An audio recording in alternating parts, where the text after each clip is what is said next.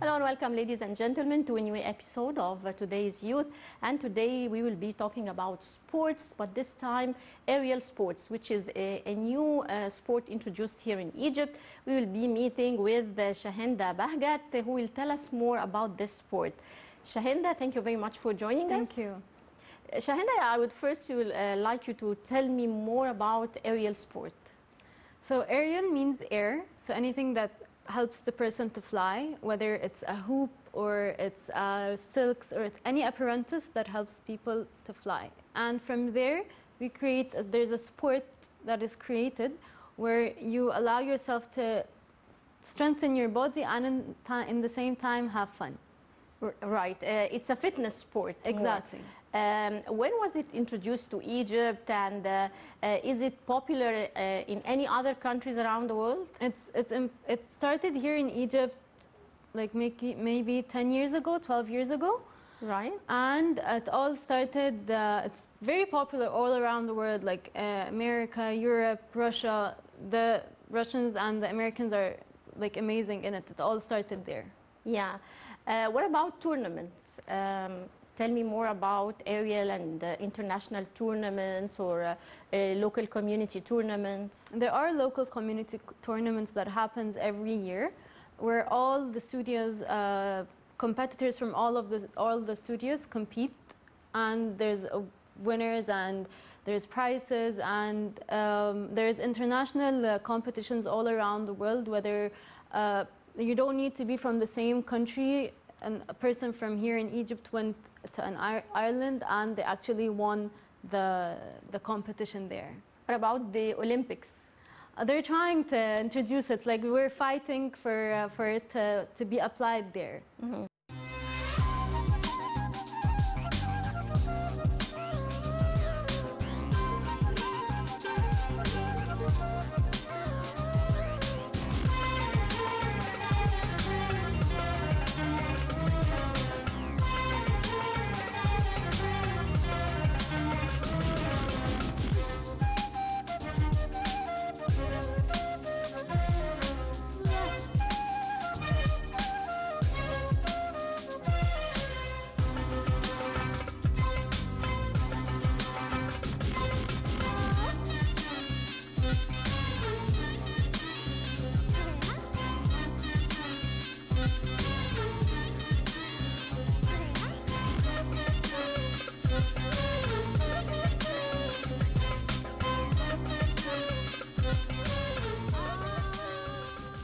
What age did you start, and what's the best age to start aerial sport? I started 5 years ago. I was 22, and no matter the age, like I have students starting 5-year-olds and a 40-year-old. No matter your age, from all the different ages, you don't need no fitness background, and you can start whenever you want. How did you benefit from this sport, from aerial sport, and what does people benefit from it?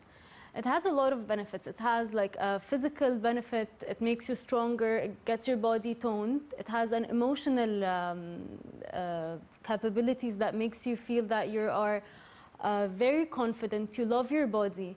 It makes you know that your mind can change the way you look at yourself.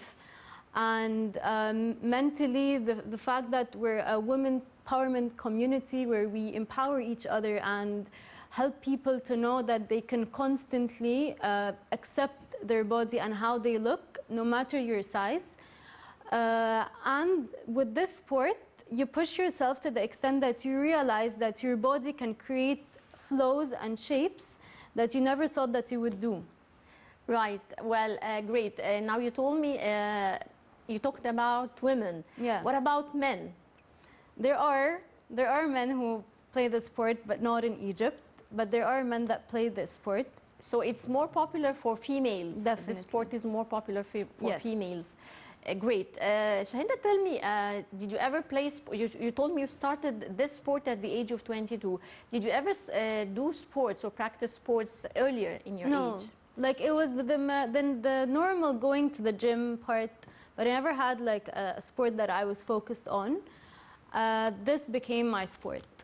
Right. And in your opinion, what does sport add to the person? It has a lot of benefits. It's whether it's time management, that you can balance different aspects of life and having to focus on your career and a sport. Self-discipline, that you bring yourself every day to work and to put on the workout.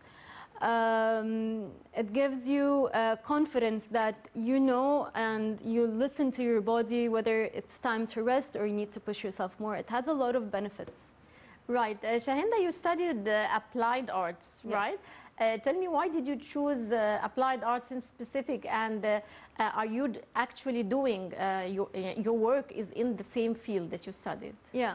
So since I was in school, I never thought of being anything else other than, like, I love to draw, and I had a few exhibitions when I was a child. So I knew that I didn't want to do anything else but that. So that's when So you're good at drawing. Relatively, yeah. But like Yeah. applied arts, it's more of design than drawing. So I majored in graphic design. Yes. And it became, yani, I have two passions in life, which is graphic design, something that I work in, and the aerial sports. Yeah, that's basically. Right. Tell me more about your work as a graphic designer. What do you do? Currently, I'm working with a company in Dubai, and we're responsible for the online designs. So you're living here or you're living in Dubai? No, I live here, and I work from home. So that's my Great. morning job. I work from Yes. home, and I work with a company in Dubai. We're basically responsible for online branding and offline, if we have like things to print, advertising in general. That's my, It's an advertising agency. yes, more like it. Yes. It's an application where we're up, like, it's a brand that we advertise for. So we don't have different brands. We have one brand. It's like a company I work with, and my job is to advertise to this brand. Yes. And tell me, how many hours do you work? I mean, for applied arts, for graphic design, and how many hours do you train for aerial sport daily? Daily, I have the morning 8 hours job, just like any office job. Okay. And with my training and teaching, it's up to 2 to 3 hours of workout after my morning job. And how are you able to manage your time between your work and your practicing of sports every day and your personal life, of course? Exactly, it's a challenge. Like, if you think of it, you have three aspects in life: your work and the second job, and then you have your personal life, and then you have your own training. So basically, what I've learned throughout the years is how to manage my time. My morning job is something that I do every day, and I put in the time to teach, let's say 4 times a week, and I have 3 days or 2 days where I can rest, and if I want to train, I can overlap them. My rest days are my personal time. So if I want to go out with my friends, if I want to travel, if I want So to... how many days? Twice a week? I mean, Friday and Saturday are your days off? Yes, basically. Yes, 2 days a week. Yeah. Okay, great. How did sports affect your time management skills? like when you have a lot of stuff to do and things that you love to do all together, you think of how can I integrate them all together. So definitely it made me realize that I need to separate parts of my life where, for example, my morning job, I need to focus on my job, and then afterwards I have these hours, and then afterwards I have my workout time. This is my other work, and then I have my other time. So I basically divide the day throughout my jobs. Great. What are your plans and dreams for the future on the personal and career levels? On the personal level, I want to be able to change people's lives, like the sport changed mine and made me more confident and made me feel more self-acceptance. So I want to change people's life. And on the career, hopefully one day I'm going to be opening my own studio and to build more of the community that is already there.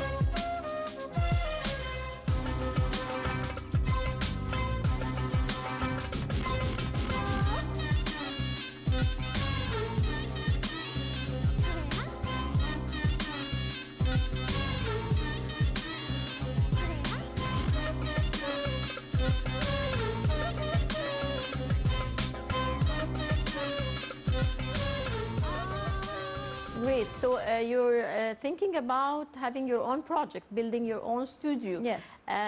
How do you think how do you see the importance of having your own project, being an entrepreneur? How do you see the importance of this for youth? It made me realize that I need to be my own leader and my own self-motivator. I don't want to be working for someone for my whole life. I want to be the change that I see in people. Like, I want to have my own place where I can bring people in and build their confidence and build their fitness level to the extent that it makes me feel satisfied. Right. Do you think you have the management skills that will enable you to manage your own project? Hopefully, yeah. Yani, I think I have enough discipline. Yeah. I've been doing it for 5 years now, so I think I have enough discipline to manage my time through it all. You're already managing the studio you're working at? No, I'm not. I'm just teaching there. Mm-hmm. What are the challenges that could face a young entrepreneur? Financials for one, being afraid to lose, not to take a risk.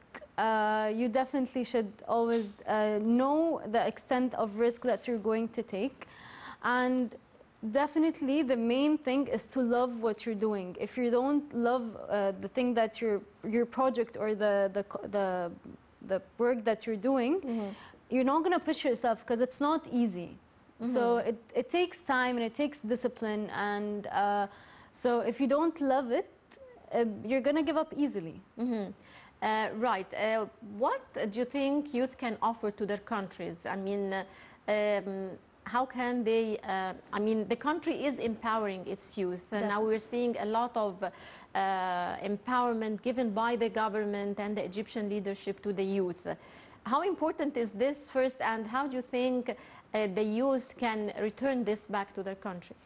Definitely, you can see the shift focusing on the youth the past few years, and because we are we build the country, we're the future generation. So, sure.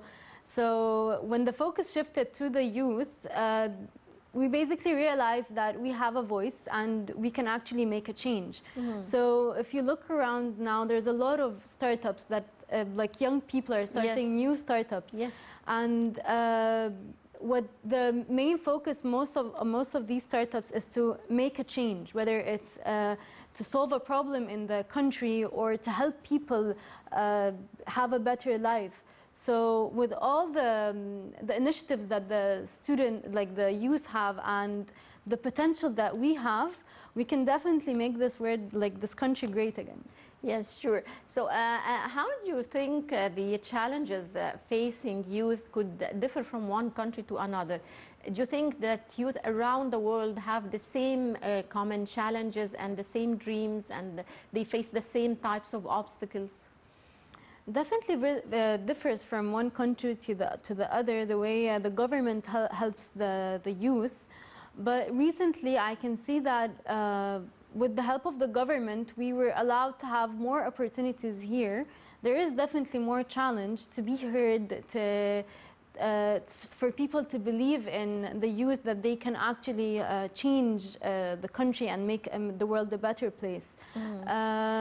Other countries don't even have this ideology. They think that the youth they're basically useless. As long as you're young, you don't know anything.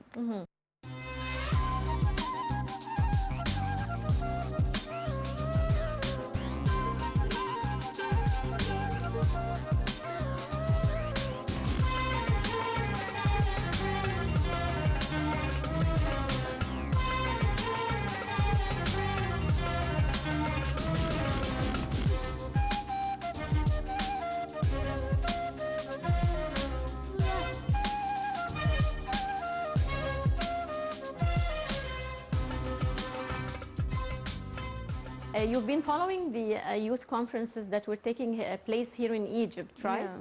Yeah. How do you see the significance of these gatherings, youth gatherings? I mean, gathering youth from different countries, from different parts of the world, and creating this kind of interchange or exchange of views and ideas among youth, and creating a bond with youth from different cultures. How important is this? It's definitely because like the internet made everything accessible, and having to share cultures and ideologies and different ideas from different countries definitely helps us to understand more how can we develop and create new ideas. And if we see like a country having something that we don't have, we might get inspired and create something better than them. So definitely having the youth conference and everyone talking about their achievement and their ideas helps people to get more inspired, and youth get more inspired to be something. Yes, you've just mentioned the importance of the internet, and especially in this kind of exposure. Tell me, how do you see the social media and its importance to you? Well, it has its pros and cons, but it definitely opens up your eyes to different places in the world, and different, even in the sports, you can see from another country how they train and their ideology and how they develop themselves. And social media in general opens your eyes to the world. But at the same time, if you think of it, people need to know that social media is not all the real life. Like, it's a very small part of the life that people are living. So mostly it's not fake, but it's not all real. So people need to realize that. Yes. Definitely you realize the importance of social media as you're working in another country, from your own country, through social media or through the internet. Exactly. So tell me, how does this feel? I mean, working in another country, but staying actually in your own country through the social media or through the internet connection. Definitely, at the very beginning, it was challenging, the fact that I'm working with a different culture, people from different cultures, and you haven't been there, or you go from time to time? Every once in a while I go there. Yeah. But yet, like, going there to enjoy your time is very different than working with the people there.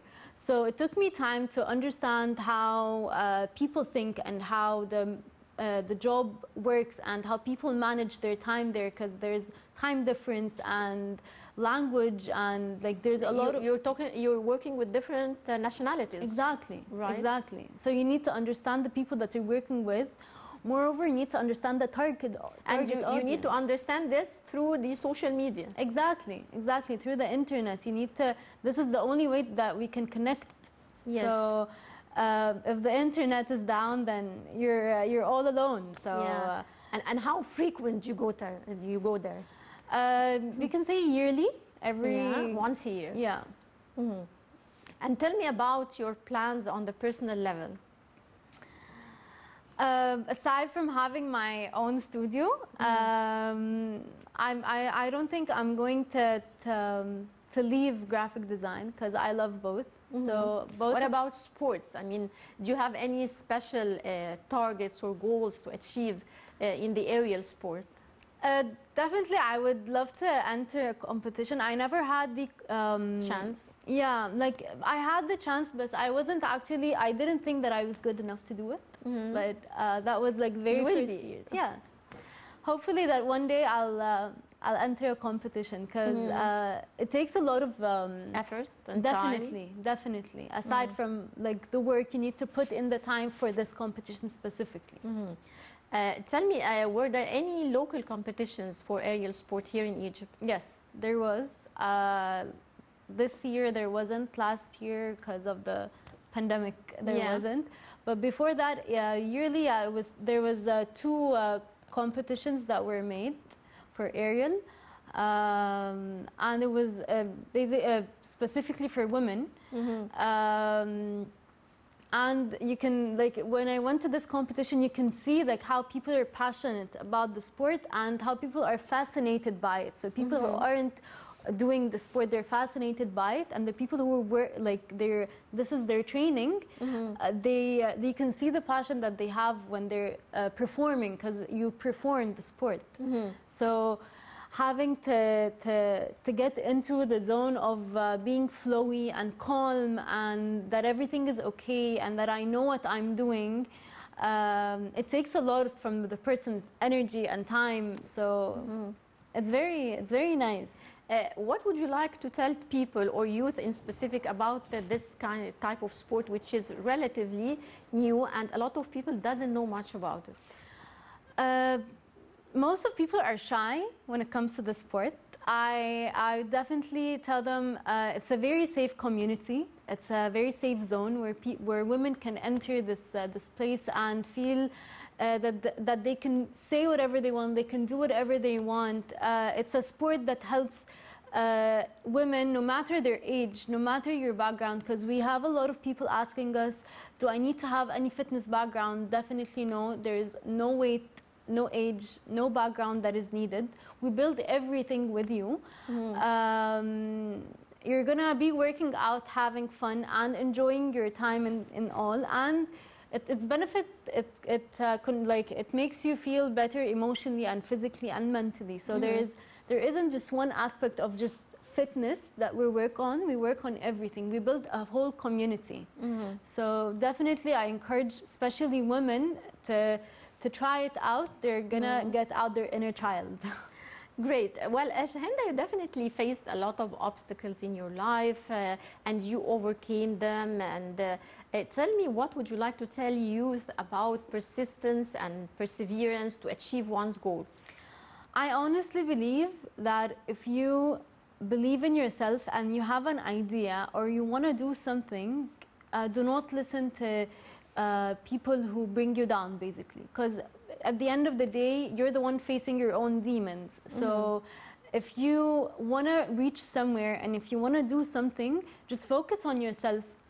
Focus on your time. Give yourself time to make yourself better and be disciplined towards the goal that you have. And from there, afterwards, the people who wanted to bring you down, they're going to look at you and see like you have moved through all the obstacles and actually achieved your goal.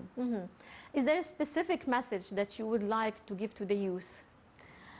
Definitely there is a lot of change that could be done here, and we are the change. So we are the potential in this country to make this place a good place. We want to make this place good, and it's starting, and we are all trying to make it. And you can see that youth are becoming more aware of the country and their goals. So I would definitely tell them not to give up on this place, because this country is amazing and we have a lot of potential, and by time we're going to reach somewhere very good. So never give up. Never give up, right? Yeah. Well, with this note, I would like to thank you very much, Shahinda Bahgad. Thank you very much for joining me today. Thank you. All the best of luck to you. Thank you very much. It's been an honor. And ladies and gentlemen, that brings us to the end of this edition of Today's Youth. Many thanks for watching, and don't forget to join us next week, same time. Till then, it's goodbye.